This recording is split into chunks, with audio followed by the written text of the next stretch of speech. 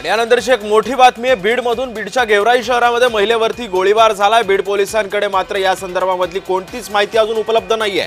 बीडच्या गेवराई शहरामध्ये खरेदीसाठी आलेल्या 2 महिलांना रस्त्यामध्ये आढळून त्यापैकी एकीवरती गोळीबार झाल्याची घटना काल संध्याकाळी घडली। रात्री उशिरा या महिलेला बीड जिल्हा रुग्णालयामध्ये उपचारासाठी दाखल सुद्धा करण्यात आलं। या ठिकाणी दाखल करण्यात आलेल्या महिलेला तपासणीसाठी महिलेच्या छातीमध्ये गोळी असल्याचं दिसून आलं। सोबतच असलेल्या मैत्रिणीनं सांगितलेल्या माहितीनुसार तोंडाला कपडे बांधून आलेल्या दोघा तिघांनी शीतल पवार हिला मारहाण केली। त्यामुळे त्या दोघीही तिथून पळून जात होत्या। मात्र पळून जात असतानाच या आरोपींनी जे आहे त्या महिलेवरती गोळ्या झाडलेल्या। आम्ही दोघी गेलतो म्हणजे आलतो आम्ही। मग ती काय केलं त्यांनी 2-3 जण होते तो पण तोंडात बांधून होते। एक जाड होता आणि लुकडाले 2-3 जण होते बरं का। मी एका गल्लीला पळाले ती एका गल्लीला पळाली।